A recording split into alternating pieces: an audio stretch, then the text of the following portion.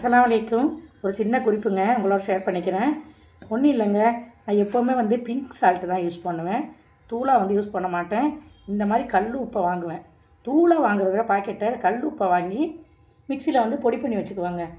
நம்மளுக்கு வந்து இது வந்து அதிகமாகவும் வரும், நம்மளுக்கு காசு கம்மியாக இருக்கும். 1/2 கிலோ வாங்கியிருக்கிறேங்க, 35 ரூபாய்க்கு வாங்கியிருக்கேங்க. 1/2 கிலோ வாங்குவேன், ஹோல்சேல் கடையில் தான் வாங்கினேன். 35 ரூபாய்க்கு வாங்கி மிக்சியில் போட்டு பொடி பண்ணி வச்சுக்கிட்டேன்னா இது எனக்கு வந்து ஒரு 2 மாதத்துக்கு வருங்க. நான் கல் உப்பை வந்து மீனுக்கு மட்டும் தான் யூஸ் பண்ணுவேன், வெள்ளை கல் உப்பு.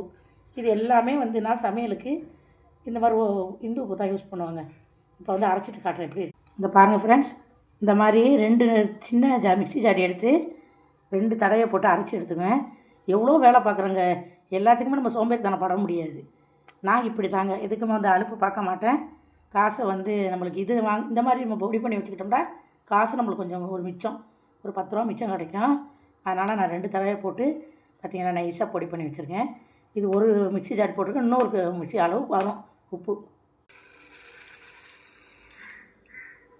பாருங்கள் ஃப்ரெண்ட்ஸ், நான் வந்து உப்பு தக்காளி பொடி பண்ணி வச்சுட்டேன். சின்னதுலேயும் பாருங்கள், தேவைப்படும் போது கொஞ்சமாக எடுத்துக்குவேன். நான் வந்து சோத்துக்கெல்லாம் உப்பு சேர்க்க மாட்டேங்க, அரை உப்பு தான் எங்கள் வீட்டில். இது எனக்கு 2 மாதத்துக்கு மேலே தான் வரும். இதில் எனக்கு 10 ரூபா மிச்சங்க.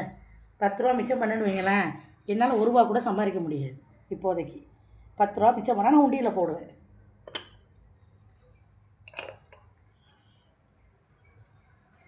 இந்த வீடியோ பிடிச்சிருந்தா லைக் பண்ணி ஷேர் பண்ணி சப்போர்ட் பண்ணுங்கள்.